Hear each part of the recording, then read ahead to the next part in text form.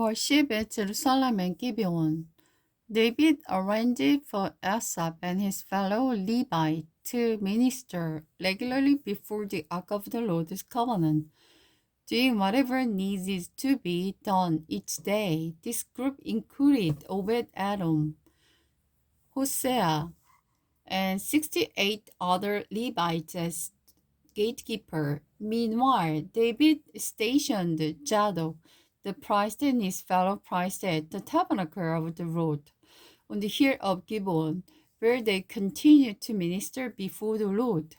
They sacrificed the regular burnt offering to the Lord each morning and evening on the altar set up aside for that purpose, obeying everything written in the law of the Lord, which he had given to Israel. David also appointed Haman, Jeduthun, and the other chosen by name to give thanks to the Lord. For his faithful love endures forever. They used their trumpet, cymbals, and other instruments to accompany the songs of praise to God, and the sons of Jeduthun were appointed as doorkeepers. Then all the people returned to their homes, and David returned home to bless his family. The Lord's covenant promised to David. Now, when David was settled in his palace, he said to Nathan the prophet, "Here I am living in this beautiful cedar palace, but the ark of the Lord's covenant is out in a tent." Redan replied, "Go ahead with what you have in mind, for God is with you." But that same night, God said to Nathan, "Go and tell my servant David, this is what the Lord says. You are not the one to build me a temple to live in. I have never lived in a temple from the day I brought the Israelites out to Egypt until now. My home has always been a tent, moving from one place to another. I never once accompanied to Israel's leaders, the shepherd of my people. I have never asked them, why haven't you built me a beautiful cedar temple? Now go and say to my servant David, this is what the Lord Almighty said.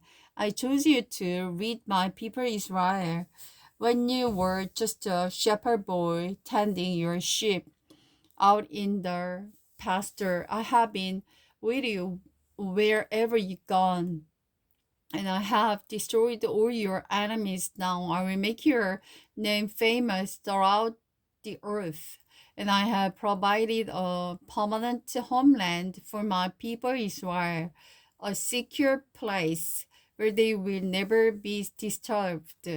It will be their own land where wicked nations won't oppress them as they did in the past, from the time I appointed judges to rule my people, and I will subdue all your enemy. And now I declare that the Lord will build a house for you, a dynasty of kings. For when you die, I will raise up one of your sons, and I will make his kingdom strong.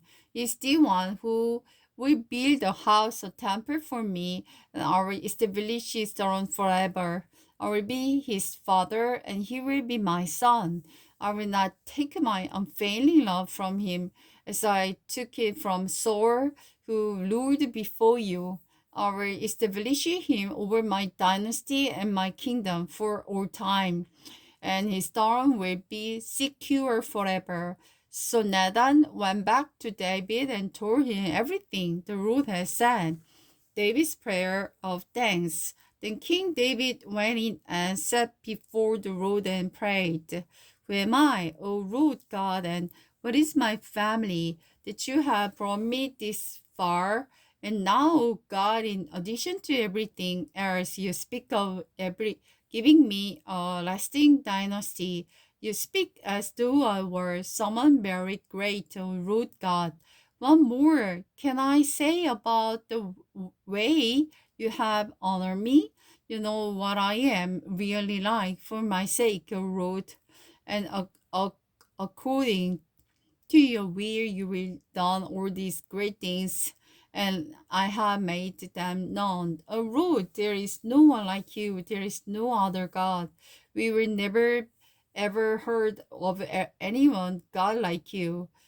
The what other nations on earth is like Israel? What other nations, oh God, have you redeemed from slavery to be your own people? You made a great name for yourself when you secure your people from Egypt.